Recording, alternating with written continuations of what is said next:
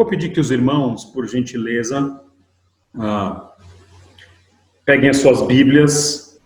Nós vamos conversar hoje sobre um texto que não é em Filipenses, mas é um texto que já no começo da semana, quando eu escolhi qual texto deveria pregar, começou a frutificar no meu coração, a falar comigo. E o título que eu daria a este texto que nós vamos estudar, esse estudo bíblico aqui, o título seria Serpentes que Mordem. Algumas reflexões bíblicas sobre a peste. Queridos, eu tenho pensado muito no que tem acontecido com o mundo nesse período de quarentena. E não há como ignorar a ideia de que, embora esse vírus ele seja um fenômeno natural, ele surgiu na natureza, não há como pensar também que pode ser uma manifestação, neste momento, da mão de Deus sobre a humanidade, especialmente, talvez, de alguma espécie de juízo de Deus sobre a humanidade. E considerando-se o nosso país, o caos político em que nós entramos esses últimos 8 dias, na verdade, desde a semana anterior, parece que o governo tem criado mais problemas do que soluções, e considerando-se também que as mortes estão aumentando dia a dia, é um possível momento, não temos certeza disso, mas é um momento em que talvez haja a mão de Deus pesando sobre a humanidade. E veio em meu coração, então, um texto, que é uma história de um ping-pong. Já jogou ping-pong? Você bate a bola, o outro responde. É um ping-pong, esse texto, jogado entre Deus e o seu povo. Deus, ele saca, ele começa o ping-pong, o povo rebate, Deus devolve, o povo rebate de novo e Deus devolve de novo. E é um episódio em que, nessa troca de informações, digamos, entre Deus e seu povo, Deus ele vai responder a algumas atitudes que o povo tem, e é um texto em que a gente vai perceber alguns atributos de Deus sendo revelados num período muito difícil para o povo de Deus. Eu vou pedir que você abra comigo, pegue a sua Bíblia, abra comigo, o texto de Números, capítulo 24, versículos 4 a 9. Números 24, versículos 4 a 9. Neste momento, eu vou tentar jogar aqui para vocês. Números 24, Números 21, falei errado. Números 21, versículos 4 a 9. Por gentileza, abra aí comigo. Estou jogando aqui no chat dos irmãos. Os irmãos já receberam também os pontos do sermão. Eu vou colocando os pontos aqui, que serão colocados versículo a versículo, conforme a gente for conversando aqui, tá bom? Então, Números capítulo 21, versículos 4 a 9, é um texto que ele diz assim, eu vou ler para vocês e depois nós vamos lidar com esse texto rapidamente, versículo a versículo. Diz assim o texto. Partiram eles do Monte Or pelo caminho do Mar Vermelho para contornarem a terra de Edom. Mas o povo ficou impaciente no caminho e falou contra Deus e contra Moisés, dizendo: por que vocês o tiraram do Egito para morrermos no deserto? Não há pão, não há água, e nós detestamos essa comida miserável. Então o Senhor enviou serpentes venenosas que morderam o povo e muitos morreram. O povo foi a Moisés e disse: pecamos quando falamos contra o Senhor e contra você. Ore pedindo ao Senhor que tire as serpentes do meio de nós. E Moisés orou pelo povo. O Senhor disse a Moisés: faça uma serpente e coloque-a no alto de um poste. Quem for mordido e olhar para ela, viverá. Moisés fez então uma serpente de bronze, e a colocou num poste. Quando alguém era mordido por uma serpente e olhava para a serpente de bronze, permanecia vivo. Queridos, eu vou então agora reler cada versículo rapidamente e nós vamos avaliar esse ping-pong entre Deus e o povo. E o saque, nesse jogo de ping-pong, quem vai começar o jogo, obrigado, filha, quem vai começar é Deus. Veja comigo Deus sacando, aqui no versículo 4, ele vai levantar a bolinha e vai sacar o ping-pong. Diz assim: partiram eles do Monte Hor, pelo caminho do Mar Vermelho, para contornarem a terra de Edom. Então, olha que interessante. Esse texto não menciona Deus explicitamente. Deus não é... o nome Deus não é colocado aqui. Mas eu quero dar um contexto aqui para os irmãos do que está acontecendo, para que os irmãos entendam o seguinte. Primeiro ponto que está no versículo 4. Deus saca aqui no ping-pong e diz, dá a ideia de que Deus eventualmente atua na história. E ao atuar na história, frustra os planos do seu povo. Olha que interessante. Eles partem do Monte Hor e vão em direção ao Mar Vermelho. Pelo caminho do Mar Vermelho. E é interessante, se você observar o contexto, números 21, 1 a 3, o povo de Israel tinha tido uma vitória numa guerra, uma vitória acachapante. Um rei cananeu fez uma emboscada, capturou alguns israelitas, e aquele povo que fraco já marchava tantos anos no deserto, foi lá, orou a Deus, foi lá, deu uma coça, deu uma surra no rei, recuperou os prisioneiros, e o povo sai animado dessa batalha. E agora eles já estão caminhando próximos da terra prometida. E me parece que eles sabem o caminho. Mas de repente, Deus que ia à frente do povo, Deus que ia à frente do povo de dia numa nuvem, de noite numa coluna de fogo, Deus decide desviar o caminho. Turma, é interessante que muitas e muitas vezes a gente se prepara para as grandes batalhas da vida, para vencer as grandes batalhas, os grandes desafios. E quando a gente vence as grandes lutas, eles tinham ganhado uma guerra no deserto. Muitas e muitas vezes. É depois das grandes vitórias que surgem as derrotas naquilo que não é tão grande. As derrotas muitas vezes começam nas pequenas coisas. A gente se prepara para vencer os grandes inimigos da vida, a sobrevivência, ter uma boa família, mas eventualmente é nas pequenas coisas que a gente derrapa. E o que são as pequenas coisas nesse texto aqui? O que Deus quer agora é que eles desviem o caminho. É só isso. Não vai ter guerra, não vai ter exército, não vai ter ataque. Tudo o que Deus faz é que eles mudem de rota.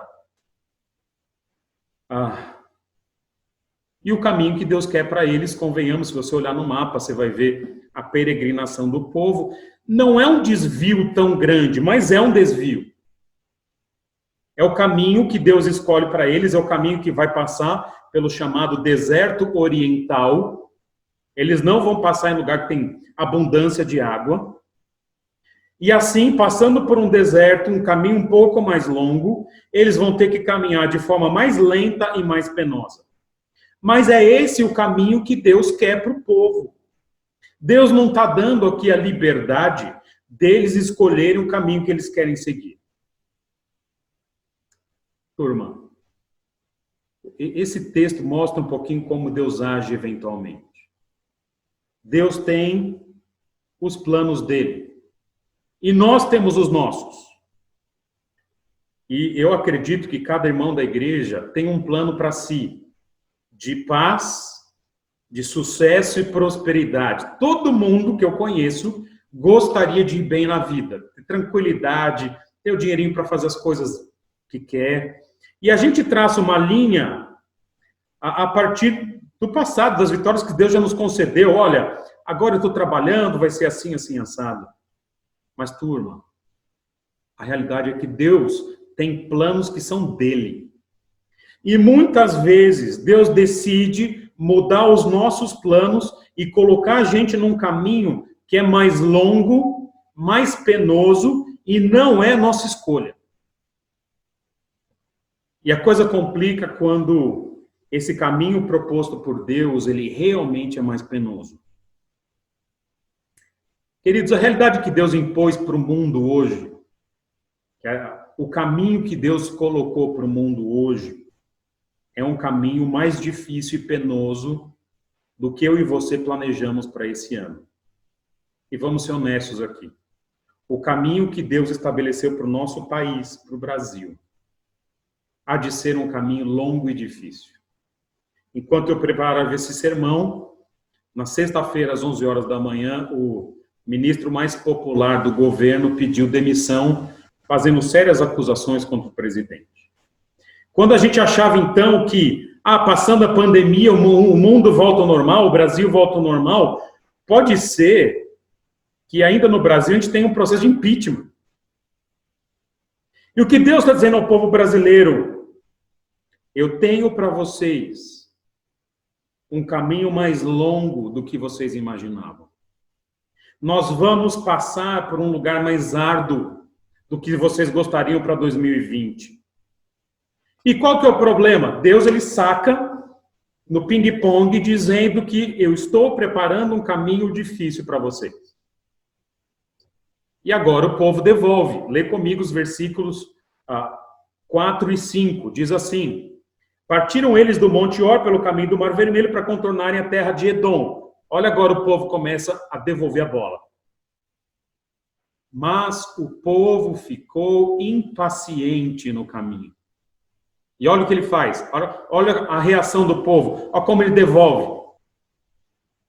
E o povo falou contra Deus e contra Moisés, dizendo: por que vocês nos tiraram da terra do Egito para morrermos no deserto?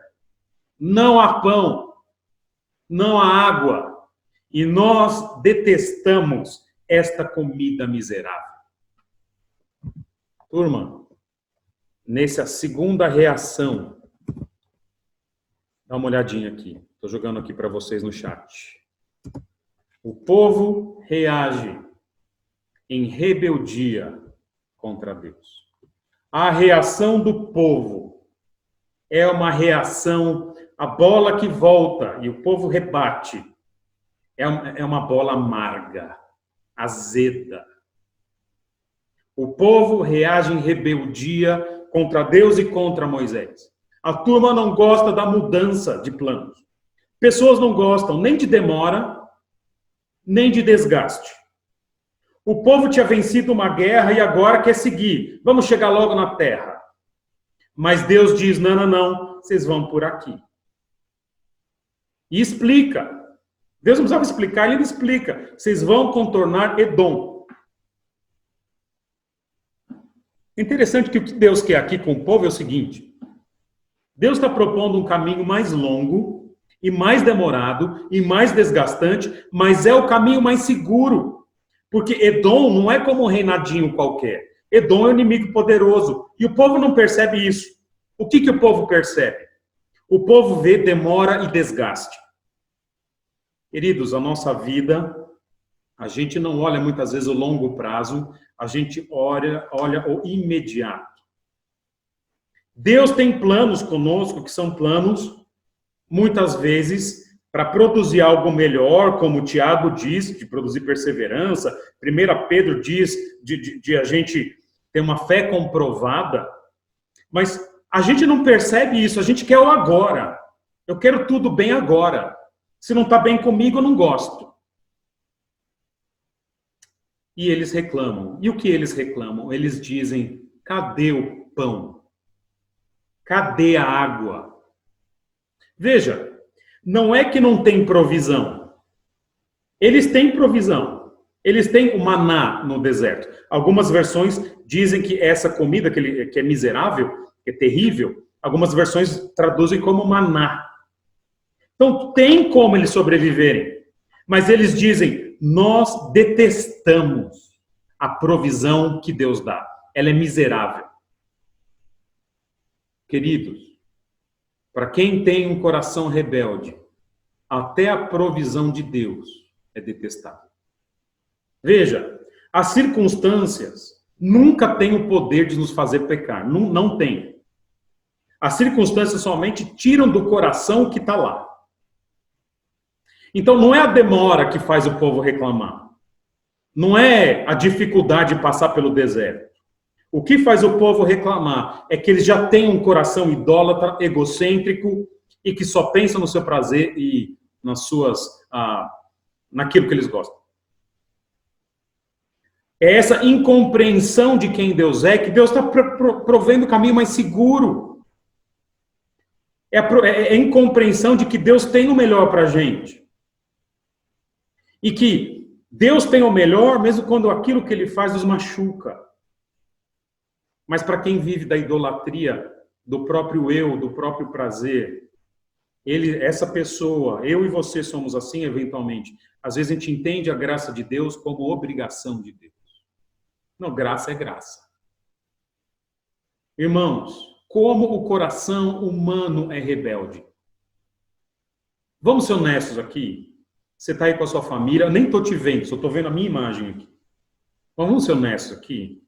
Quantas vezes nessa quarentena você já reclamou? Você foi à geladeira, viu algumas coisas lá, não dá para ir no mercado toda hora, e reclamou. Você viu o sol lá fora e não podendo sair ou com medo de sair, foi lá e reclamou. Viu as dificuldades porque não volta, o comércio não volta, a briga aqui, não sei o que lá, reclamou. Queridos, a impressão que dá é que nós não aprendemos nada com o povo de Deus no deserto. Falo por mim. Porque no fundo, eu e você queremos estar no comando da vida. A gente gostaria de pilotar a própria vida e que Deus está dizendo assim, quem vai pilotar a vida da humanidade, do Brasil, de Atibaia, da sua família, sou eu, Deus. E é interessante que quando a gente fica bravo, Deus se torna o alvo preferido das nossas inquietações e quando não é Deus, é algum líder que Deus colocou. Pessoas são muito ingratas e cruéis quando são contrariadas. O povo tinha sido liberto da escravidão, mas reclama porque vai demorar um pouquinho mais. É só isso. O povo está sendo sustentado num deserto sem trabalhar, sem arar a terra, mas reclama por causa que não gosta do alimento. Então Deus diz, no seu ping-pong, ele saca e diz, vai demorar um pouco mais, esse é o meu plano. O povo rebate em rebeldia e agora Deus vai devolver a bola na mesma velocidade que ela veio. Leia comigo o versículo 6. Então o Senhor enviou serpentes venenosas que morderam o povo e muitos morreram. Muitos morreram. E o terceiro ponto que eu tenho para vocês, então, é esse daqui que está no chat. Deus age ou reage com justiça. E quando ele age com justiça, ele pune o mal. Então o povo não gosta e reclama. Imagino que não foi algo pequeno, aquela murmuraçãozinha normal, quer dizer, não normal, mas comum. E eles vão até Moisés. Elegem lá seus representantes e vão até Moisés. Aliás, vamos comentar um pouquinho aqui.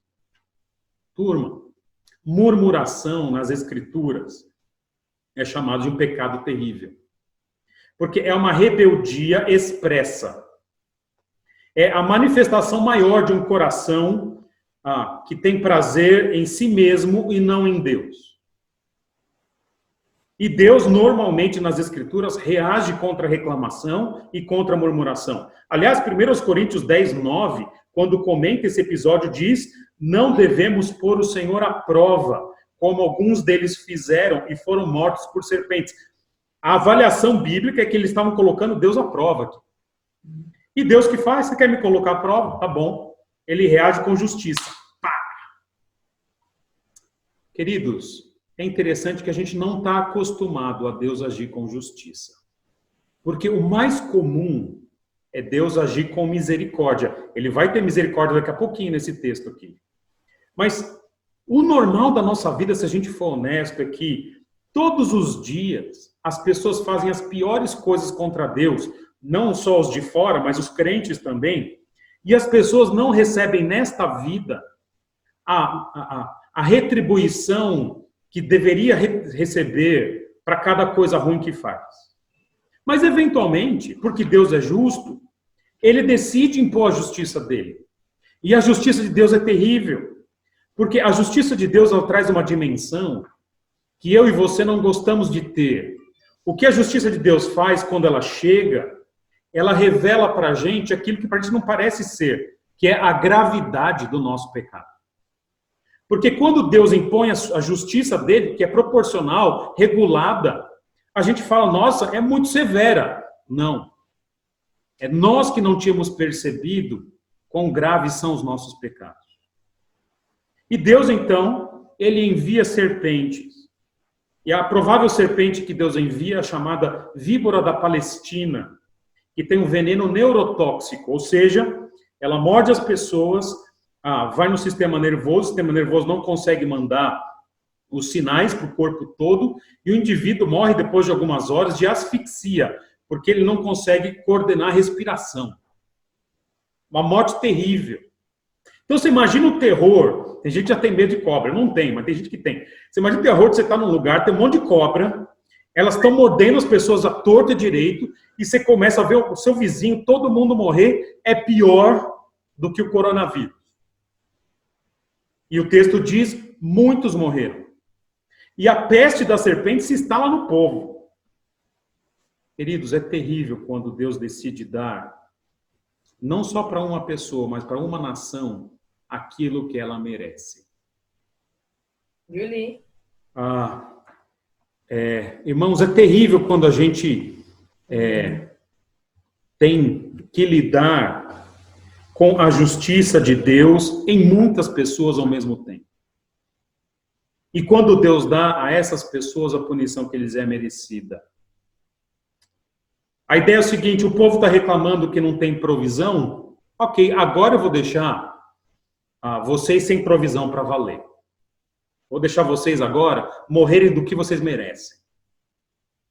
Gente, Deus não tem a obrigação de deixar que tudo vá bem na minha vida e na sua. Ele não tem essa obrigação.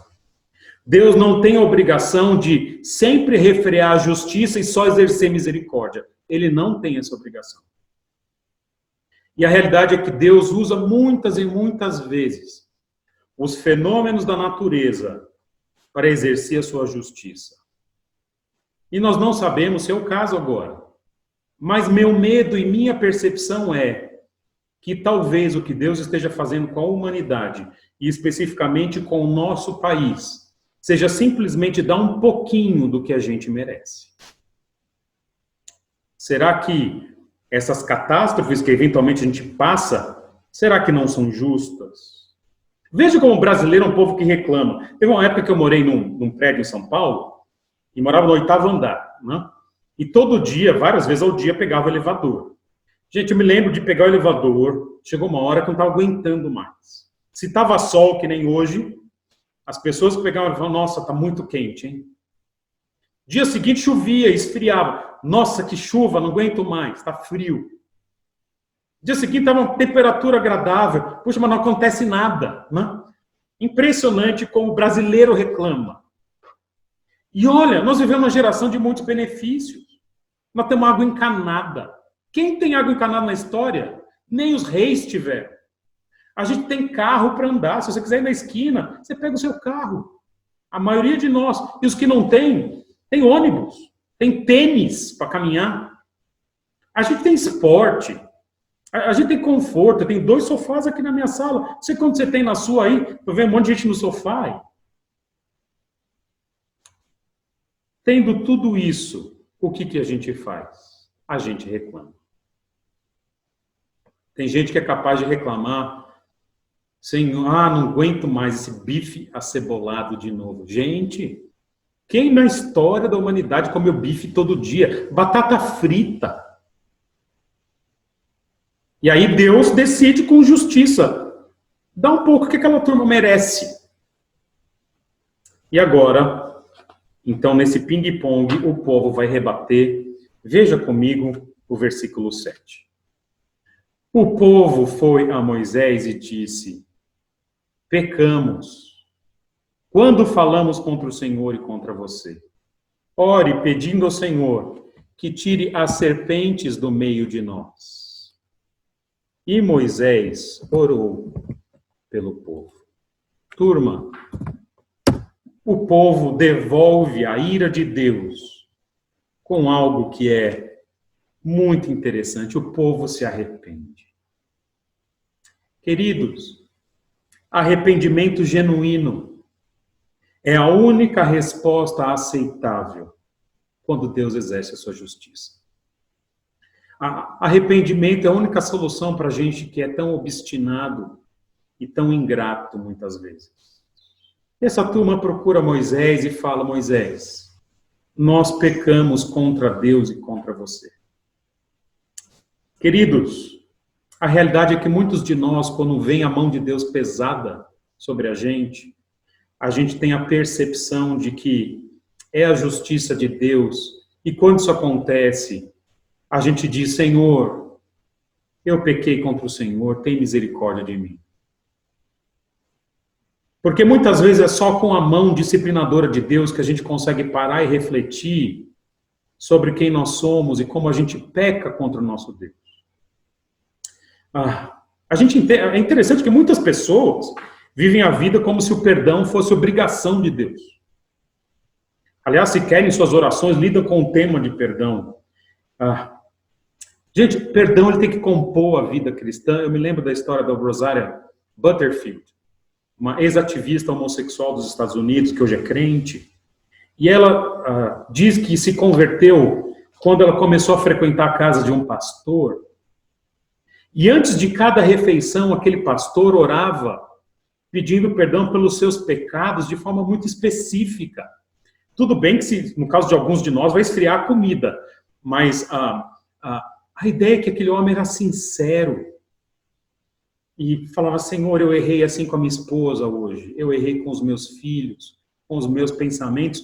E ela que estava vindo, cabelo curtinho, cabelo raspado, vindo da homossexualidade, ela olhava aquilo e pensava: nossa, que interessante, uma oração de confissão.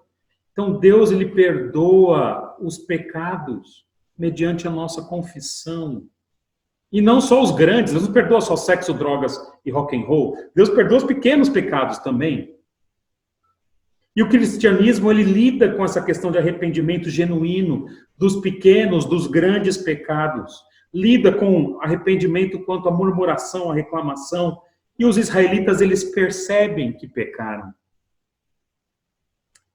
Talvez as serpentes no deserto foram meros lembretes para aquela geração de como era o veneno daqueles corações. E muitas vezes, ao sentir a ira de Deus, a gente começa a perceber a necessidade da graça e do perdão.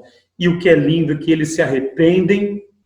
E Moisés ora pelo povo. Gente, Moisés é aquele que toda vez que o povo peca contra Deus, o povo peca contra Moisés também. Mas Moisés é um homem do tipo 70 vezes 7. Ele pede a Deus, intercede a Deus pelo povo.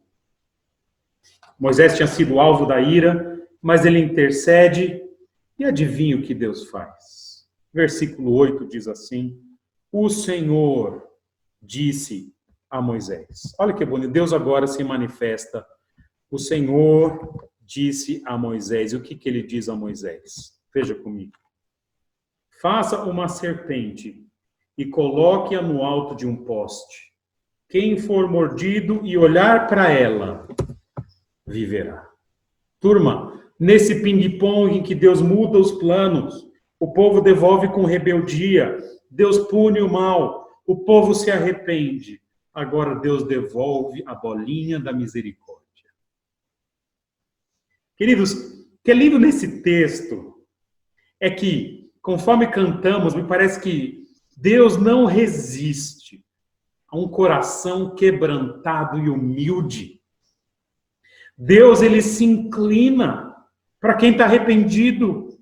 Deus ouve as orações de quem reconhece a sua própria miséria e incapacidade.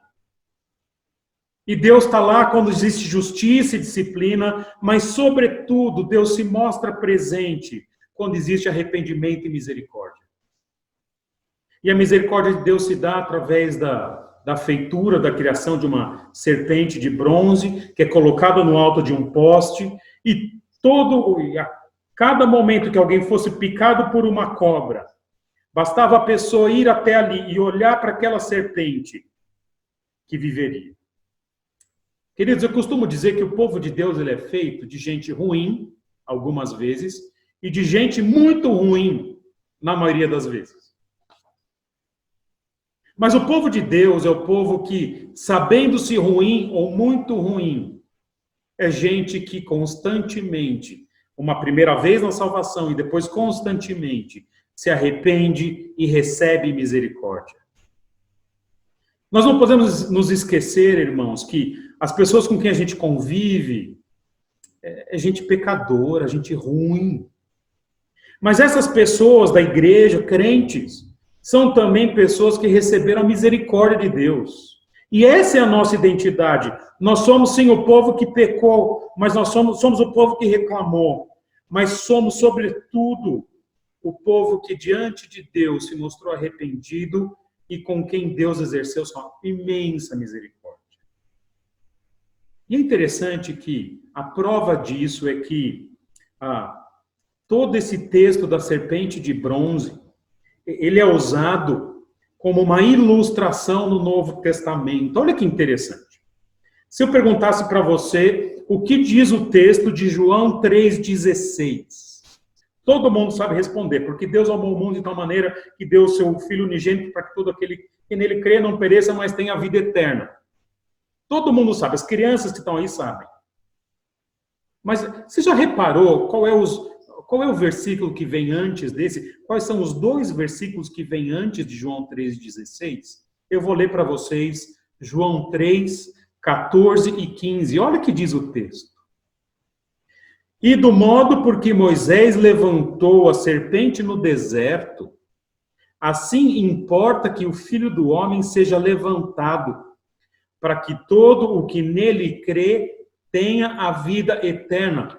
Gente, a história da serpente de bronze é a história de salvação de cada crente, que olhou a sua própria miséria, que viu Deus pronto para punir o seu pecado, mas que olhou não para a serpente, mas para a cruz de Cristo e falou, me salva. A serpente de bronze é a história de todo cristão. E sabe o que Deus fez? Deus olhou para nós e nos salvou. A gente vivia uma vida de reclamação e de insatisfação. E Deus, de alguma forma, ao colocar a ideia de angústia e dor em nós, fez com que a gente olhasse para o seu Filho pendurado na cruz. E todo mundo que olha para Jesus e clama, me salva, Deus vem e salva. Essa é a misericórdia de Deus, que é representada de forma tipológica, menor no Antigo Testamento, e agora plena no Novo. Porque Deus, ele exerce misericórdia. Gente, nós temos esse ping-pong, Deus muda os planos, o povo reage com rebeldia, Deus reage com justiça, o povo se arrepende, Deus vem com misericórdia. Mas faltou um versículo e eu quero pontuar algo do último versículo para a gente terminar. Veja comigo o versículo 9 de Números 21, diz assim. Moisés então fez uma serpente de bronze e a colocou num poste. Quando alguém era mordido por uma serpente e olhava para a serpente de bronze, permanecia vivo. Gente, eu quero fazer uma última observação no texto aqui. E depois, nesse ping-pong, agora Deus fica com a bolinha.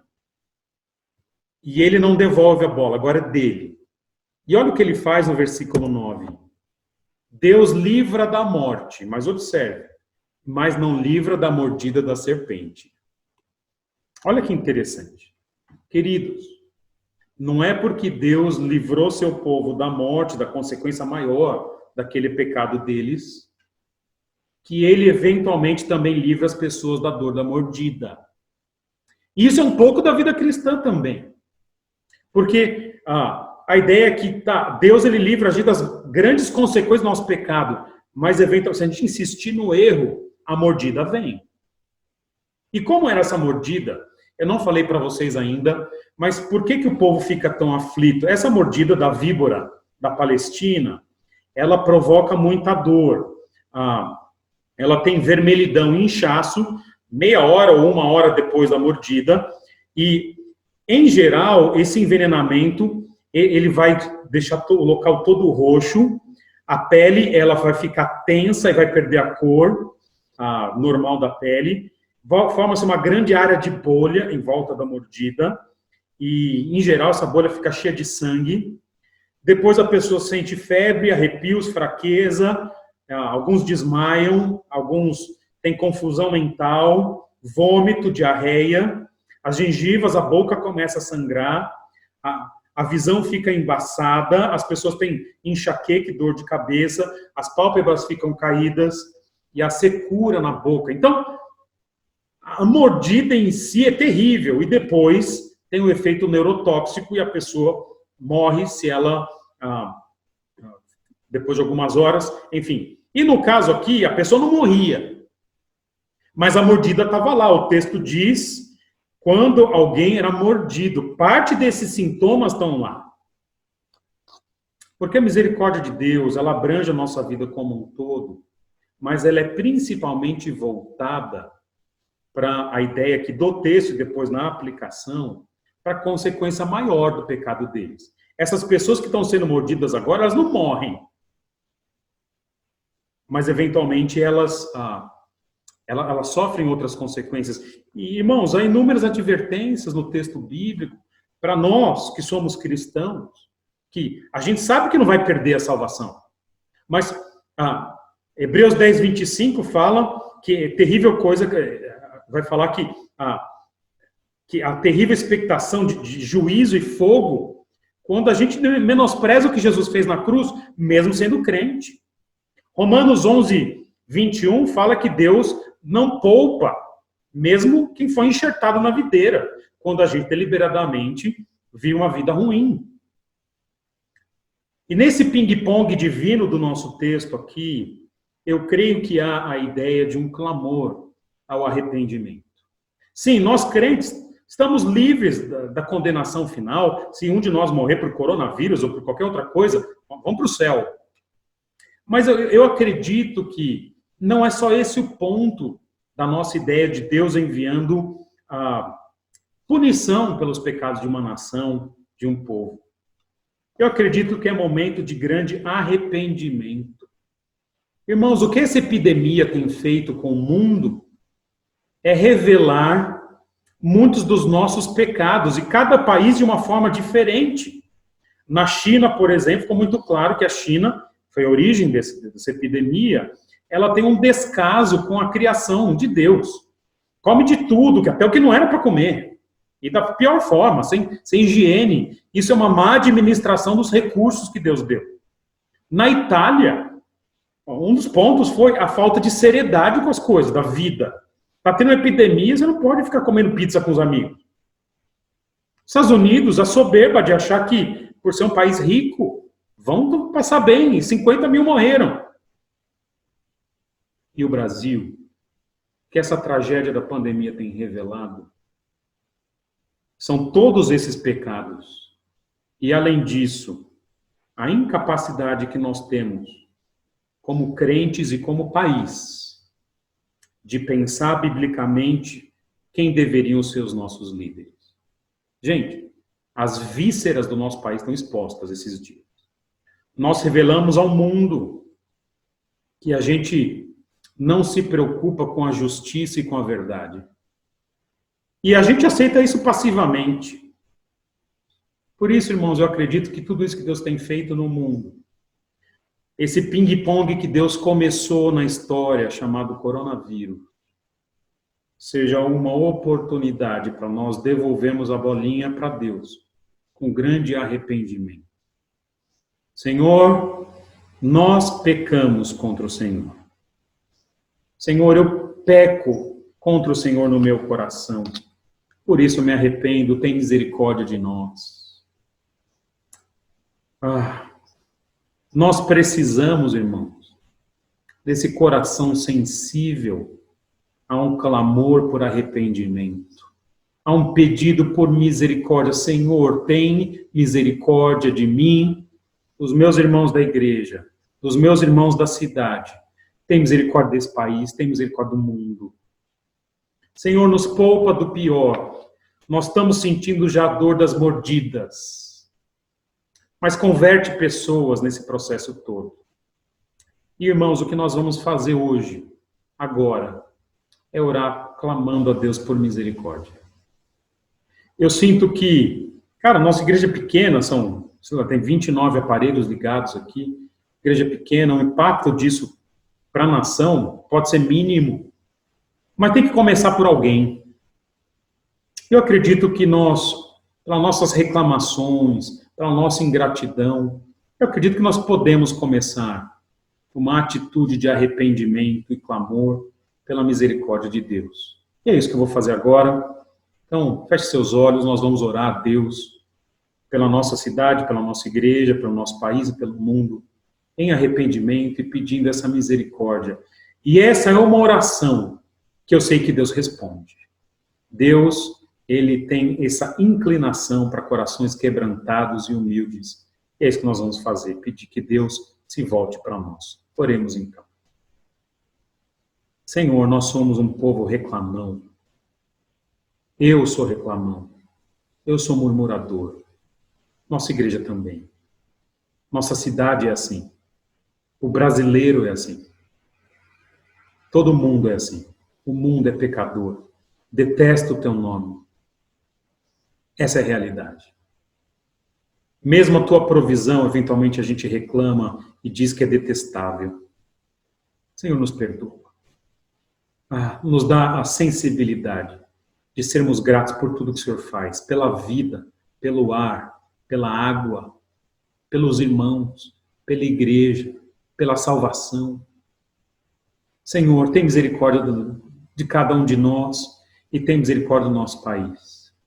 Senhor, nós sabemos que o Senhor é misericordioso, que o Senhor ouve a oração de quem realmente está triste pelos seus próprios erros e erros dos seus colegas e nacionais.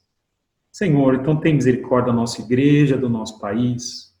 Senhor, se revela a nós, transforma o Brasil em todas as instâncias, todas as áreas da política, da economia. Senhor, transforma as famílias, os valores, transforma a vida moral do Brasil, nos dá uma vida ética. Senhor, faz isso. E, sobretudo, vem com misericórdia sobre nós. Esse é o meu pedido, Senhor, nessa manhã. E eu sei que o Senhor ouve a oração dos justos. Obrigado por isso. Em nome de Jesus.